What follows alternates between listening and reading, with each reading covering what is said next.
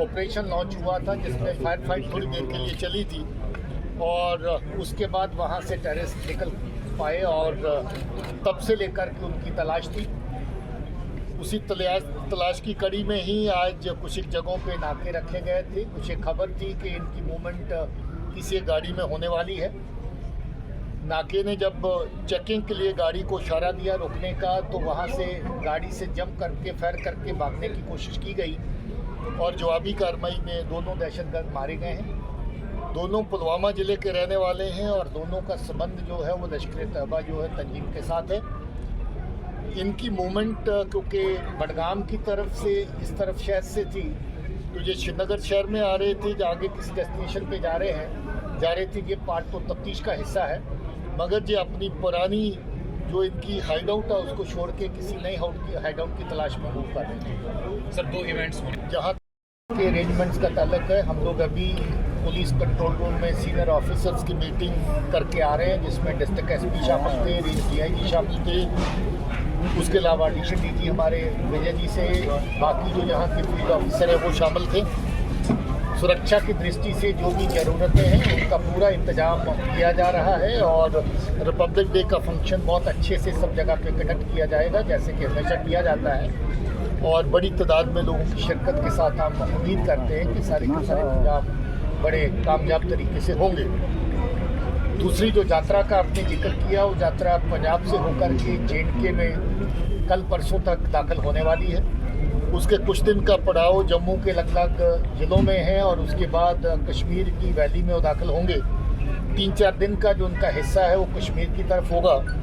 उसके ऊपर भी चर्चा हुआ है। सुरक्षा की जितनी ज़रूरतें हैं उनके मुताबिक हर जिला के लेवल पे, रेंज के लेवल के ऊपर कार्रवाई की जा रही है और हम लोग जो भी इनके लिए सिक्योरिटी के इंतजाम हैं उनको मुकम्मल तौर पे करेंगे। क्या सर उनको बाई फुट यहाँ पे चलने की देखिए, वो चीज़ें अच्छे से रेगुलेट की जाएंगी क्योंकि ट्रैफिक भी चलती है, बाकी चीज़ें भी हैं और जो बड़ी यात्राएं हैं उनमें लोगों को असुविधा होती है, सड़क ब्लॉक हो जाती है, बड़ी चीज़ें हैं। अब क्योंकि ये यात्रा है, इसमें कुछ पैदल कुछ गाड़ी दोनों तरह के तरीके का इस्तेमाल होता है। हम लोग की कोशिश रहेगी कि जो सिंगल रोड्स हैं जहाँ पर ट्रैफिक जो है उसमें ऑब्स्ट्रक्शन पैदा हो सकती है, उसमें गाड़ी में सफ़र किया जाए और जो बाकी जगह हैं उनको एडवाइस किया जाए कि कुछ एक जगह पे जहाँ अलाउ करती है रोड वहाँ पर पैदल चला जाए।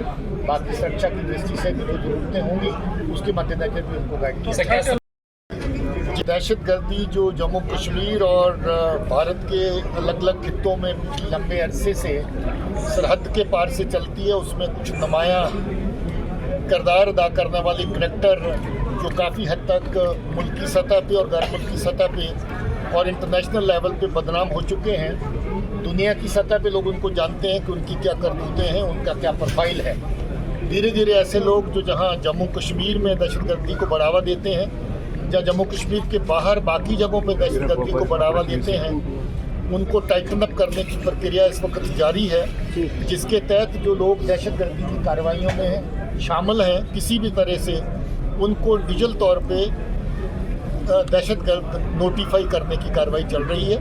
इससे डेफिनेटली फ़र्क पड़ता है, दुनिया की नज़रों में आदमी का प्रोफाइल पता चलता है और जो अलग अलग लवा जगहों पे जो नेशनल इंटरनेशनल प्लेटफॉर्म हैं जो काउंटर टेररिज्म के फ्रंट पे काम करते हैं, जो टेररिज्म के ख़िलाफ़ जो है वो अलग अलग तरह के मुल्कों के गुट हैं, मुल्कों की जो ग्रुप्स हैं जो काम करते हैं, उन तक इनके प्रोफाइल और इनकी कार्रवाइयाँ जो हैं वो जाती हैं, जिससे इनको और नकेल कसने में नेशनल और इंटरनेशनल लेवल में फ़ायदा होता है।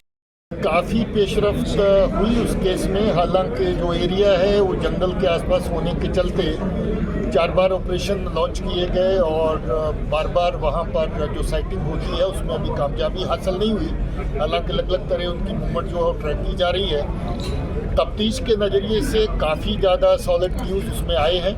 काफ़ी लोग जो उनके साथ कांटेक्ट में आए उनकी डिटेल भी अवेलेबल है, उनको केस के अंदर पूछताछ के लिए लाया भी गया है और ज़रूरत के मुताबिक गिरफ्तारियां भी अमल में लाई जाएंगी।